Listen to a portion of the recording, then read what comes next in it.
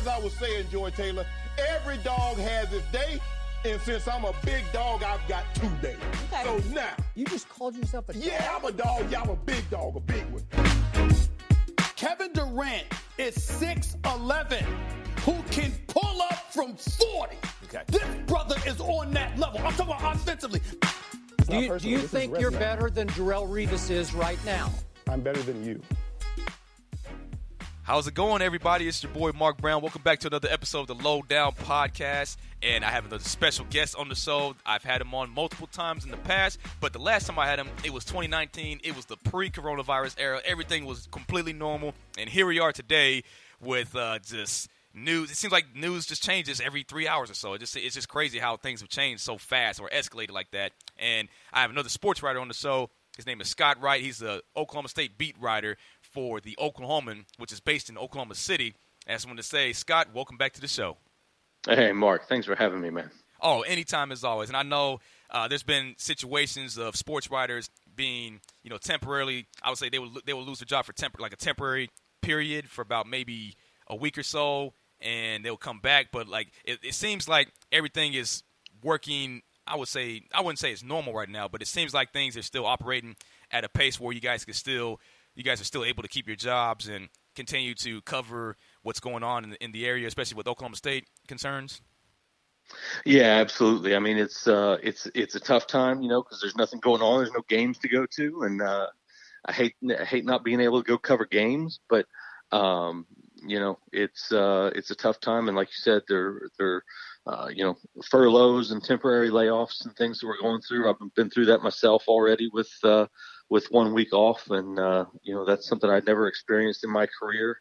Even in bad times when other companies were going through it, I was fortunate and never had to deal with that. And I've survived multiple layoffs at the papers that I've worked at in my career, and so consider myself pretty fortunate to be in the situation that I'm in. But we are able to stick with it and cover what's going on with Oklahoma State, which hasn't been a lot lately, except for Mike Gundy and some of his comments last week that sort of stirred the pot a little bit. But it's been an interesting time. Unlike this is an obvious statement, but it's unlike anything I've ever been through in my career or my life. So it's something that we're having to adjust on the fly and figure out what exactly it is that we need to be doing to keep keep the sports page full.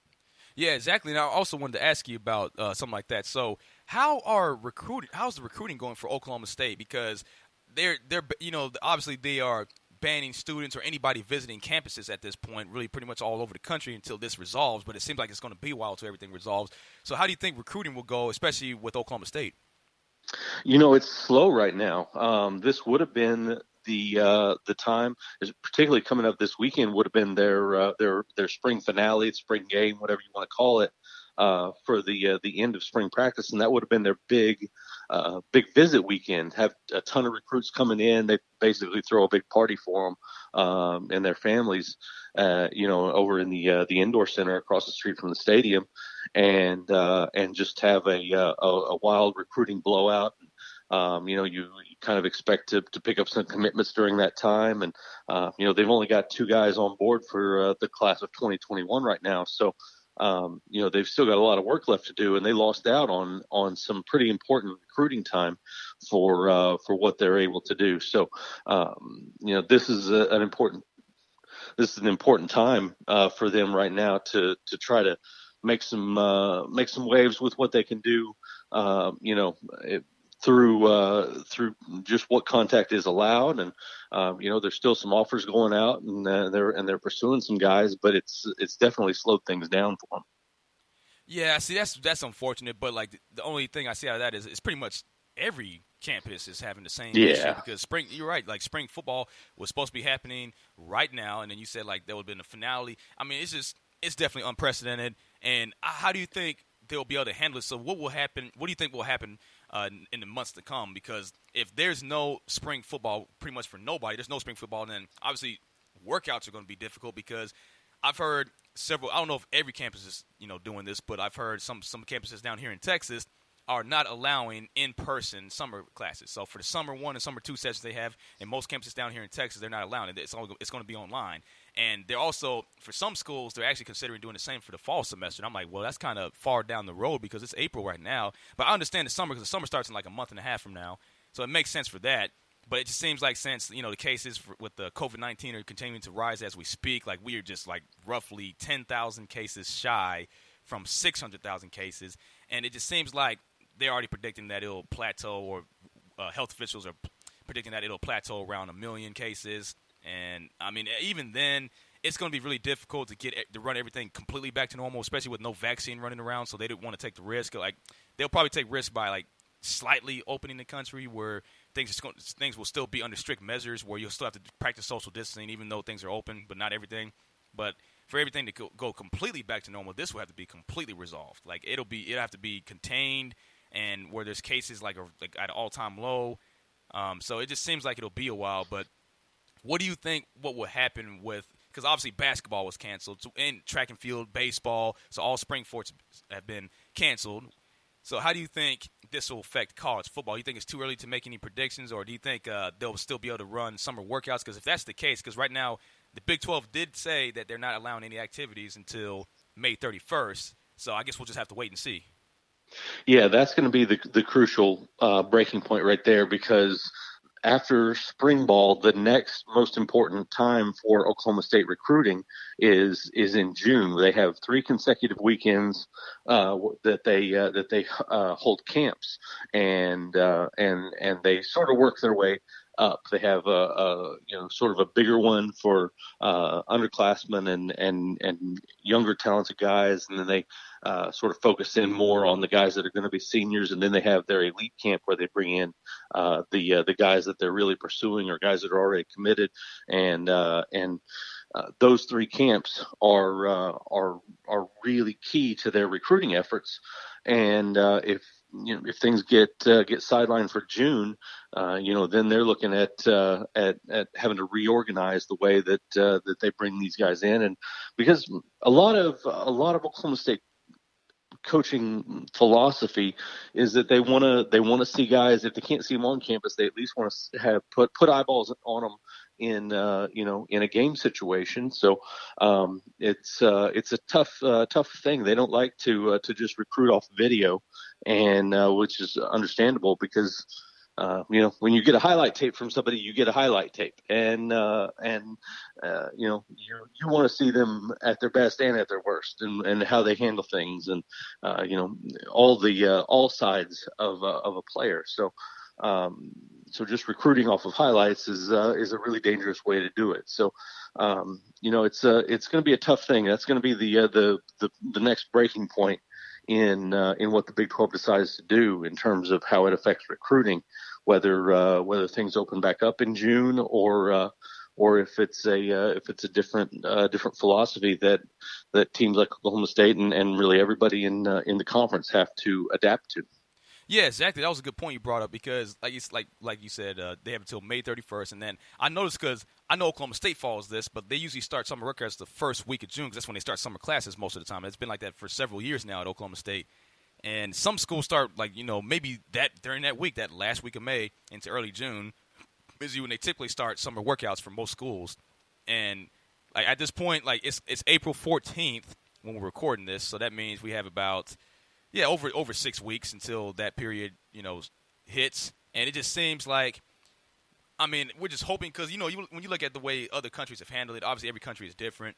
It just seemed, even though for countries like South Korea or other countries that tried their best to contain it, it still took them a few months to slow it down. And even now, like, because in South Korea, they started their baseball league. They're reopening some businesses there, and they started their baseball league they have out there.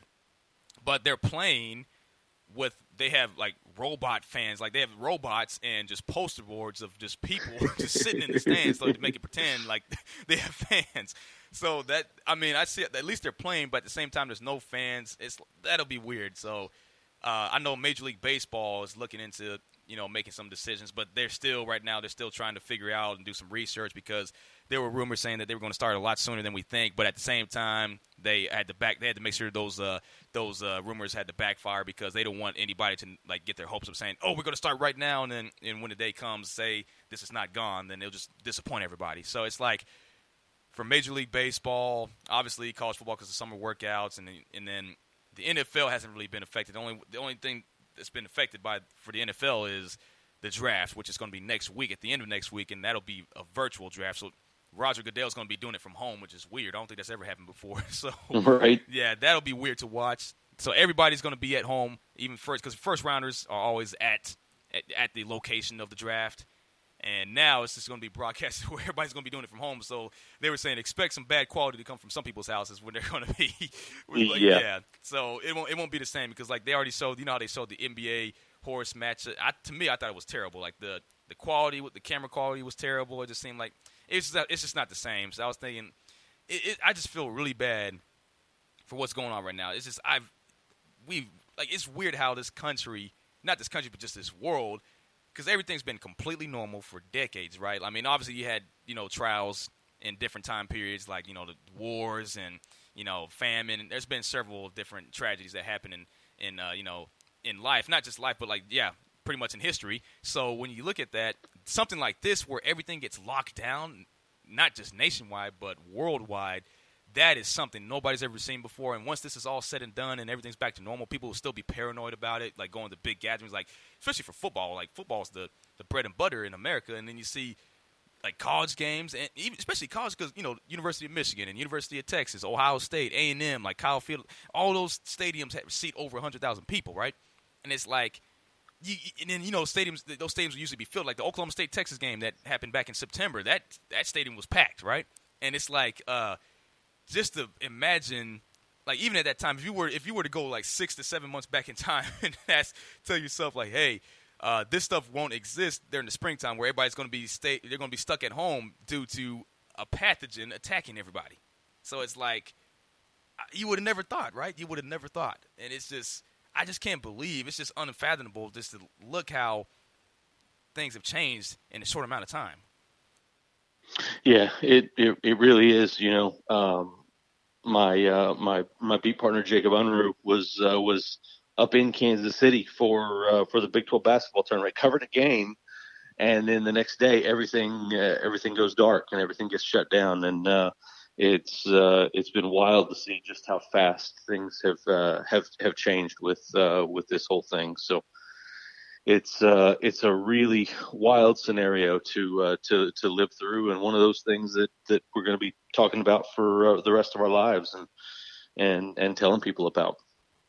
Yeah, just this year, I mean, we're only 4 months into 2020, and so far it's been just terrible. I mean, I don't think anything could beat this. I mean, we started off the year with, World War III rumors, and then, the bushfires in Australia, and you also had the Kobe Bryant and those other 8 victims that passed away in that helicopter crash, and the coronavirus.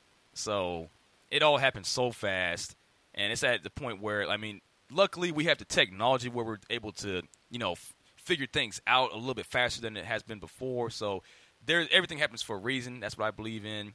And it just seems like if this virus were to happen sometime in the past, like say 10, 15, 20 years ago, I don't think it'll probably go off a lot. The situation will probably be a lot worse than it is right now.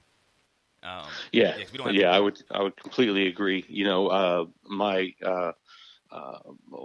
of my coworkers, Ryan Aber, and I researched a project a couple of weeks ago on the Spanish flu of 1918 because it came in the fall, and when it reached America, it had been in some other places earlier than that, but it reached America in the fall in September, and they had to cancel some football games. OU and OSU each played 6 games that year, and that was all. And some of those were played without fans because of the epidemic, and it was information was traveling so much slower, and it was so much more difficult to get all the accurate information that that it was if we were in that era right now with this virus, it would be scary to find out what the numbers would actually be if we were in a time when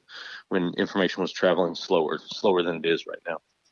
Yeah, exactly. So it's a blessing in disguise how things are going to be short. I mean, it's going to be resolved by sometime next year. They're predicting like they'll have a vaccine out, but it's just see, that's the problem. That's the only problem because I mean, I'm still trying to be optimistic and hopeful about football season starting. We still got plenty of time on our hands to try to slow this thing down or try to contain it. Even though there's no vaccine, they're trying what they can. But like, it'd probably be to the point where I feel like football season can still start, but like they'll probably have to limit fans. They'll probably have to. I mean, it'll be weird. It'll be weird, honestly. It really is, and they're talking about the possibility of this coming back again in the fall when we reach kind of the cooler weather again and having a resurgent possibility of this virus again, and that could be scary if it was to happen in the middle of football season or whatever else is going on at that time. Yeah, that's why it's probably just best for us to just take it one day at a time. And, I mean, you guys still could look forward to the draft. And then also, see, I wanted to ask you about this. This actually brings me to this question. So how does I mean, I know they had signing day in December and February for junior college and high school recruits, especially for football. So how is that going to work? Like, so anybody – I'm pretty sure they had some early enrollees, like the December grads. I'm pretty sure they enrolled and went through summer workouts and then the first week of spring football. So I wonder how – I mean, I remember asking Jacob about that last week. But, like, do you have any thoughts about any updates about how that's working for some of the players or any of the recruits? Like, were they all forced to go home at this point? Not necessarily forced to go home, but they were given the option, obviously, with online classes. But yeah, they had 8 guys who enrolled early, whether from high school or junior college, or they had two Division I transfers who both showed up on campus in January. And Mike Gundy said last week that there are 3 players still on campus, and that's it. He didn't say who they were, but they've got 2 Australian kickers on the roster. I would assume that there's a chance that those guys aren't in the financial situation maybe to go back home. One of them's married, the 30-year-old punter Tom Hutton. He's married and his wife works here now, so I'm sure this is home for him for now. So. Wow. I would assume he's probably one of the ones that's still on campus if I had to guess. But yeah, so 3 guys out of the entire team are still on campus, and the rest of them have gone home and are, working through their online classes and creating their own workouts. Brock Martin, the defensive end, posted a video of himself jumping up onto the back of a flatbed truck. And doing simulating box jumps that way because you don't have gyms to go work out in and all of those sorts of things. So guys are getting creative in what they're doing to make sure their workouts are getting done, and it's a crazy time.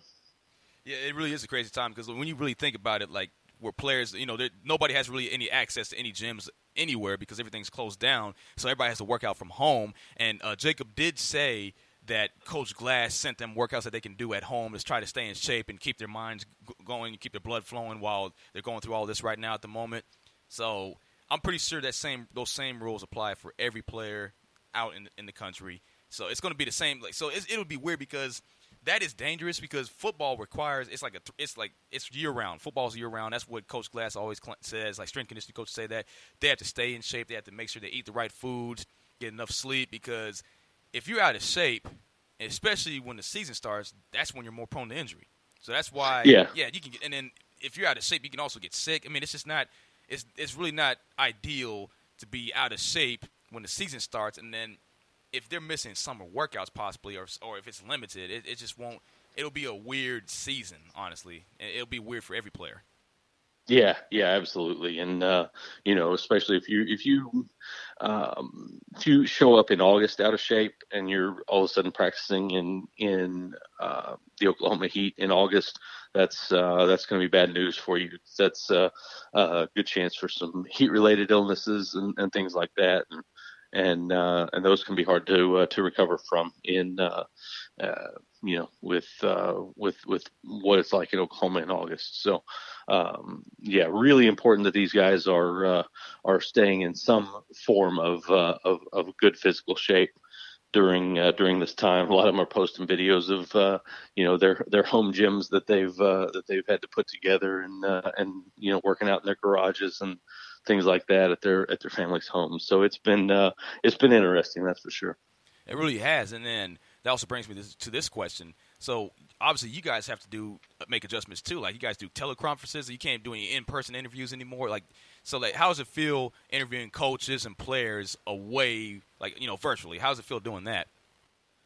It's a strange kind of thing. You've got 10 or 12 reporters on a phone call with Mike Gundy. It's hard enough trying to get your questions in and have a good natural conversation with somebody in person when it's a big media scrum like that, because everybody's trying to get their questions in, everybody's talking over each other, and it's magnified when you're doing it over the phone, and it makes it even more difficult to try to have a natural flow of the conversation with a coach. And and then of course Mike Gundy had his teleconference last week with his 20-minute opening statement before he ever took any questions, and wow. He was discussing all sorts of different things that were important to him, and so it's a unique environment and a tough one to adjust to. It's especially for me, because I'm the type that likes the personal element of the interview. I'm not a big fan of press conferences with guys sitting up at a podium and answering questions anyway. So and this is even worse than that setting. So it's a tough deal to when you want to be able to have a personal connection and a natural conversation with somebody. It's just really hard to do at this point. Yeah, it really is. And I'm just, I commend you guys for doing everything you can to still write these articles that you have to do. I know you guys have deadlines to take care of, and then the fact that you guys are still going the extra mile to talk to coaches and players, whether you have to go through like a 20 or 30 person conference call, it's still worth it because you guys are still able to get sound bites and able to write whatever your story is about in a certain amount of time. So I just really appreciate you guys still doing everything you can to put some content out there for people to see, because I know there's a lot of sports fans, especially in Oklahoma. People in Oklahoma, they love University of Oklahoma. They love Oklahoma State, the University of Tulsa. They love high school football. So I'm just really glad to hear that you guys are still doing everything you can to get that done for people for fans and for people that are interested to read those papers, because I sure am a fan of that. I like to read the papers that you guys put out, and especially the one whenever you wrote that piece about the walk-on history at Oklahoma State. That was really good. I like that one. I appreciate it. That was one of my favorite stories I've done in a while, just because I've always had a lot of respect for walk-ons and guys that sort of bet on themselves and their talent, and take that opportunity that doesn't involve a scholarship and go and make something of themselves. And it was one of my favorite pieces to research that I've done, and one of my favorite ones to write. Oh, I don't blame you at all, because that requires a lot of resilience and a lot of, perseverance, you name it. There's so many terms that really can't describe what a walk-on goes through, especially during this day and age where a lot of these recruits do receive a lot of attention on social media whenever they do sign or commit somewhere. So it's like walk-ons are under the radar. Oh, absolutely. And a lot of times it's guys that are maybe passing up a scholarship to a smaller school that they could have taken, but they feel that they were under the radar at the Division I level or the Power 5 level, and they want to go and prove themselves. And you take a guy like Blake Jarwin out of Tuttle, Oklahoma, a tiny little school. It's 4A now. I think it was probably 2A or 3A back when he was in high school. And he had opportunities. He could have gone and played on scholarship somewhere, but he felt that he was a guy that could help at a Power 5 school, and wanted to be at Oklahoma State. And now he's in the NFL and just had a big payday from the Dallas Cowboys not too long ago. So, sure did. So it's a really cool thing to see those kind of success stories. Exactly, especially coming from Oklahoma State, because I noticed they do a great job appreciating the walk-ons. Like, it seems like they, so it seems like they give them more attention than some other schools do. I'm not trying to speak for every school, I don't know, but it just seems like Oklahoma State does a very great job, keeping the walk-ons involved and making them feel like they're still at home. They do, and it's really unique when you the way that most of the players enter the facility. They come down an escalator and they take a left, and they go through two different hallways to get either to the weight room or to the locker room or to the training room where they go and have their meals served and all those sorts of things. And those two hallways, for the first one that they go through, is the Hall of Academic All-Americans, and so the educational aspect of what they're doing is celebrated in that hallway. And the next hallway is the walk-on hallway, and it's got all the names of every walk-on during the Mike Gundy era, and big portraits, life-size portraits of guys who've been really successful with those opportunities, guys like Brandon Whedon, Jarwin, and Brad Lundblade, and other guys like that.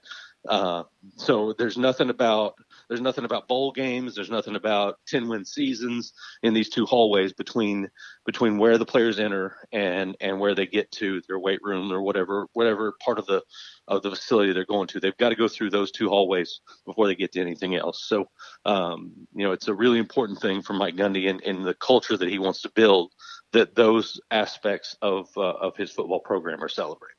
Exactly. And then I know you're on a time crunch, so do you have any last-minute thoughts you'd like to express before we end this interview? No, man, I'm just, hopeful